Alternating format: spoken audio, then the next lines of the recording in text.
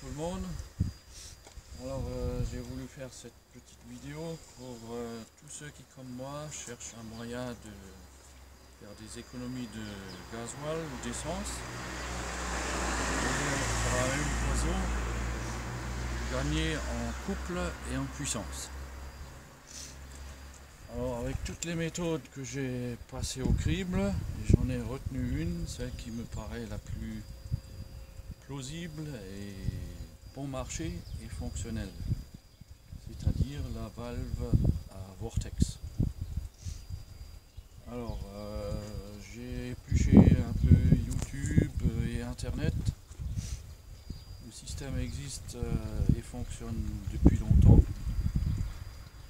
Pas mal de gens bricolent en faisant soi-même avec plus ou moins de résultats. Pour ma part, j'ai eu la chance de tomber sur un professionnel qui fabrique d'excellents vortex pour un prix très raisonnable. Et j'ai eu la chance d'avoir le colis aujourd'hui. Alors déjà, il va être question de deux véhicules différents. Pour une part, le Nissan Juke 1,5 litre essence. Et le deuxième véhicule, ce sera donc le Toyota HDJ80 4 litres 2 turbo diesel. Voilà. Alors, regardez à quoi ressemble cette petite merveille que j'ai reçue aujourd'hui. Hein, si c'est pas beau ça, fantastique, du vrai travail de pro. Alors, on va monter ce vortex sur les conseils du professionnel, hein, parce qu'on aurait pu la monter en amont du filtre à air, en aval du filtre à air, avant le boîtier papillon. Mais la solution la plus, la plus performante est d'installer ce vortex en aval du boîtier papillon, c'est-à-dire juste avant le collecteur d'admission. Alors on va démonter tout ça et on se retrouve tout de suite pour la suite. Voilà, alors j'ai démonté le boîtier papillon, c'est tout simple, hein, il y a 4 vis à enlever. 4 vis à enlever avec une clé de 8, hyper simple, et le collier pour démonter l'arrivée du manchon du filtre à air. Voilà. Alors, le boîtier papillon, c'est une petite pièce, et voilà le vortex valve en place dans le conduit. Vous voyez, c'est très bien fait. Il y a un joint intermédiaire en aluminium et un autre joint en matière spéciale pour joint, quoi. Voilà, donc, tout s'emboîte pile poil au dixième de millimètre près.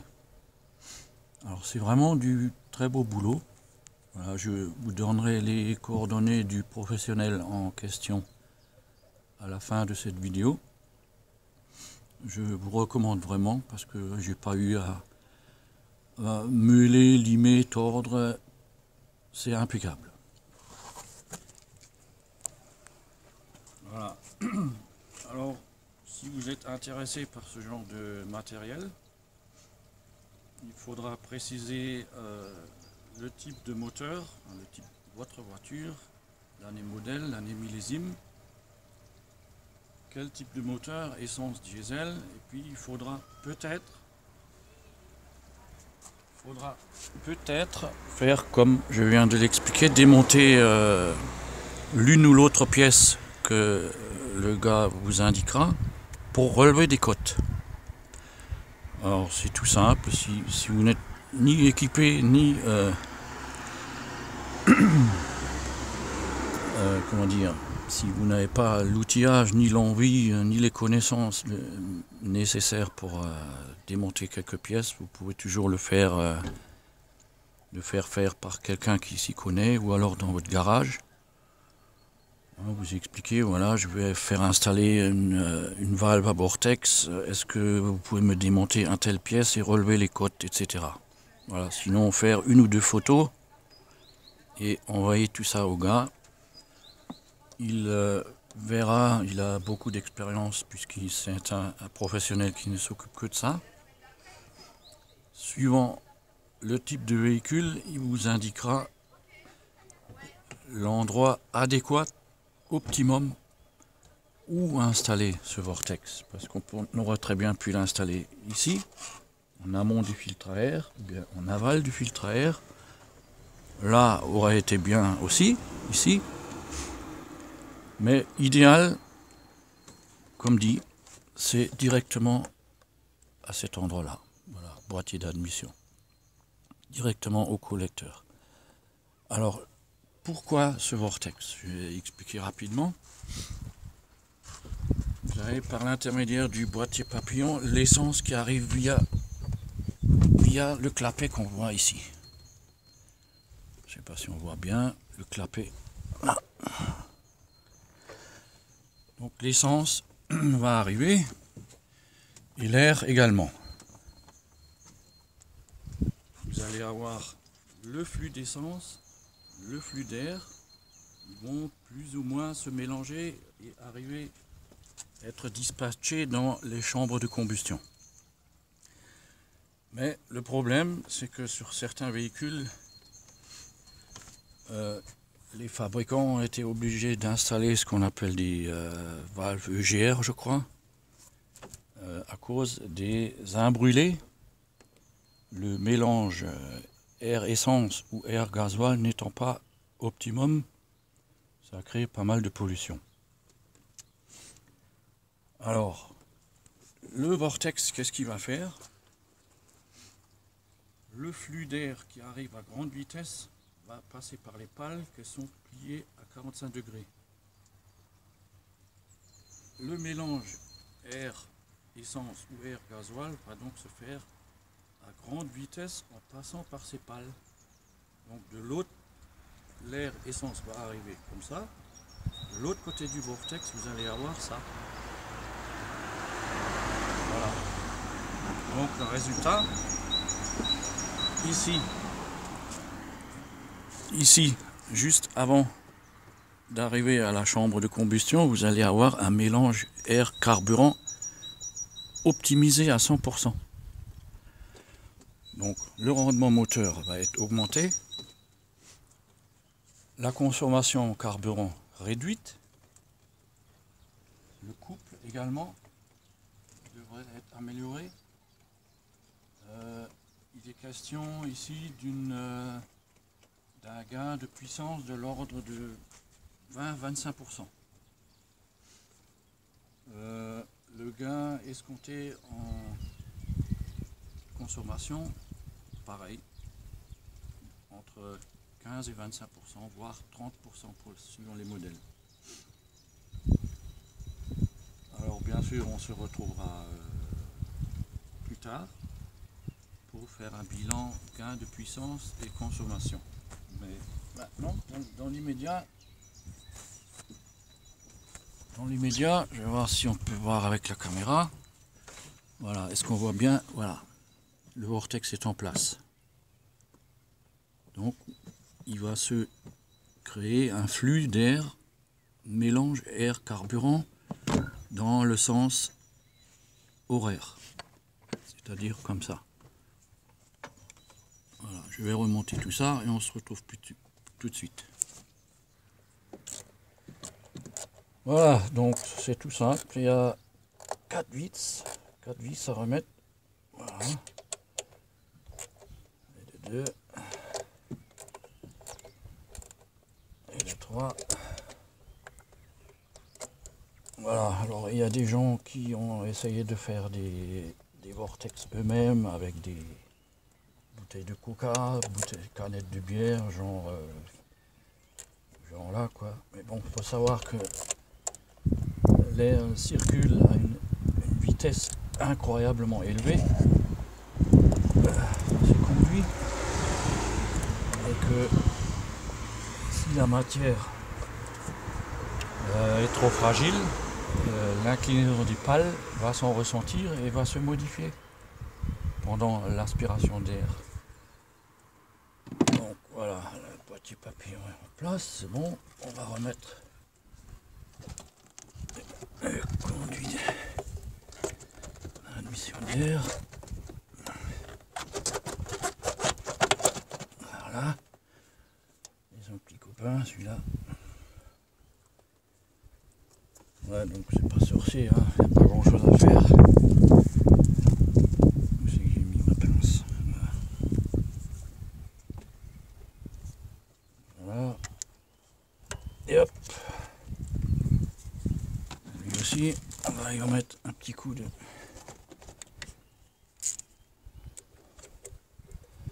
Voilà, donc le vortex qu'on vient de monter ici, il a exactement l'inclinaison des pales qu'il faut, le nombre de pales qu'il faut, et le tout est réalisé en acier, je crois 10 dixièmes, carrément le millimètre, et le tout recouvert de peinture époxy à 2 composants. Donc il n'y a pas de risque que quelque chose s'oxyde ou s'écaille et finit par se retrouver dans le moteur et à l'esquinter encore, on va savoir. Voilà. Donc là on est bon, c'est bon, c'est tout bon. Les joints ont été fournis par le professionnel en question. Tout marche, tout s'adapte. Impeccable, rien à redire. Voilà. Ok, ben, il ne reste plus qu'à faire l'essai maintenant. On se retrouve tout de suite. A plus. Voilà. Bon. On va essayer la bestiole. Bon, j'ai plus l'habitude, hein. C'est une bagnole de bonne femme. Hein. Alors, j'ai habitué au 4x4, moi. Bon, déjà la réaction. On appuie sur le champignon.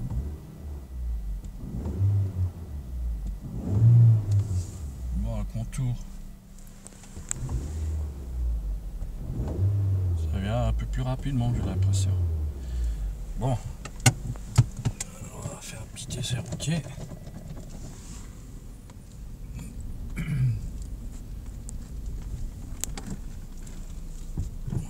Une petite pente là du 12%.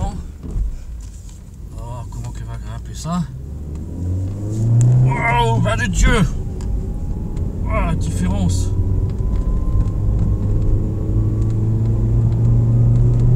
Ah ouais, ça pousse! Oh. Alors là, oui, je confirme, hein, il y a la patate, hein. Peut-être pas trop faire les cons.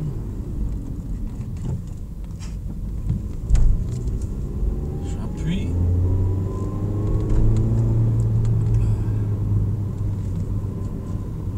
Chaude encore, hein.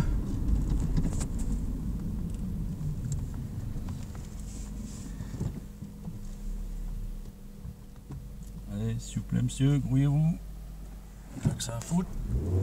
Oh le con. Oh la vache, ça patine même. Oh, oh putain. Youhou.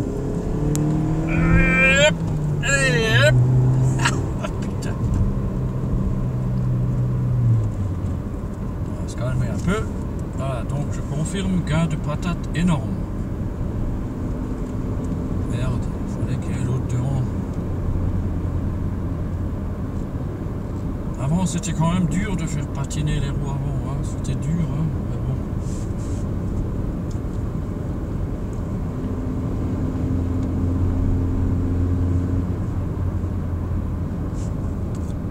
Alors je dirais que le gain le plus significatif, il est entre 2 et 3000 tours, c'est-à-dire dès qu'il commence à monter dans les tours. Voilà. Arrière. Hop. Toi tu restes là, tu bouges pas. Hop, hop, hop. Et hop. Voilà. voilà, 3000 tours, hop, c'est parti. Oh, cool.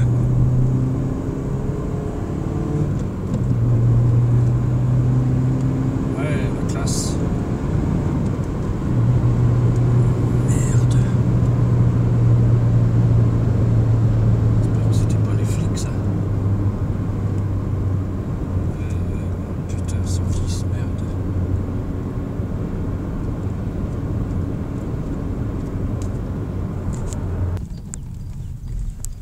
Voilà. Alors, essai concluant. Alors, juste pour de rire, on va se refarcir la côte à 12 ou 15%, je sais plus, c'était trop rigolo. Alors en fait, il y a le mode conduite sportive. Attention, c'est parti. Et hop, c'est parti. Yeah.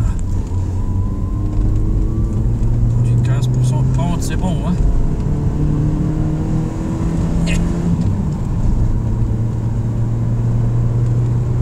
Voilà, bon, essai concluant, on va arrêter là. Alors je disais donc, le Juke est équipé d'une, comment ça s'appelle, un mode drive sportif. Donc vous avez l'équivalent du mode sportif en mode éco, quoi. Voilà.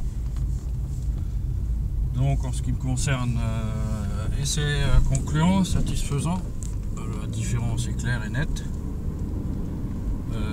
Gain de puissance, il faudrait voir sur un banc d'essai. Moi je pense 20%, un bon 20 à 25% minimum. Ça reste à être confirmé sur banc d'essai, bien sûr. Mais là déjà, rien qu'au feeling, rien qu'au ressenti, comment qu'est gravé la pente là, il n'y a pas photo, hein. Allez, on se retrouve tout de suite pour la suite des événements. Voilà. Alors, autre voiture, Toyota HDJ80, modèle 1992, 407 000 km, état impeccable, 4 litres 2, 6 cylindres. Alors ici, les possibilités auraient été en sortie de turbo, ici. Le turbo étant un peu plus bas là. Voilà, la sortie du filtre à air, c'est pas intéressant. Il faut aller au plus près des chambres de combustion. C'est-à-dire qu'on aurait très bien pu mettre le vortex ici, à l'entrée de la pipe d'admission, ou ici,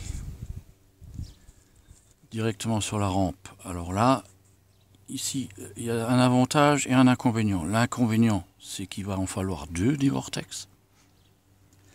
L'avantage, vu qu'il y en a deux, ça sera plus efficace. Alors, regardez voir ce qu'il m'a fait. Mon copain, le professionnel dont je vous avais parlé. Regardez ça, si c'est pas beau.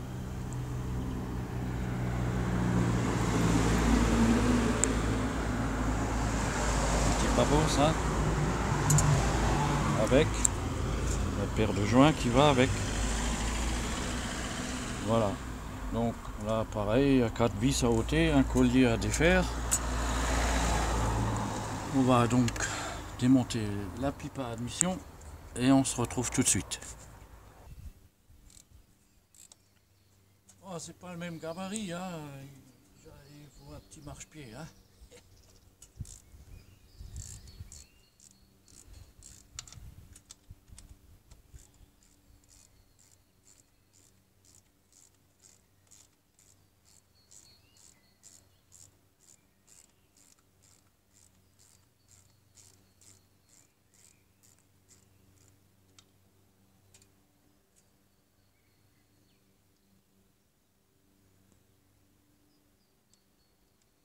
Ouf.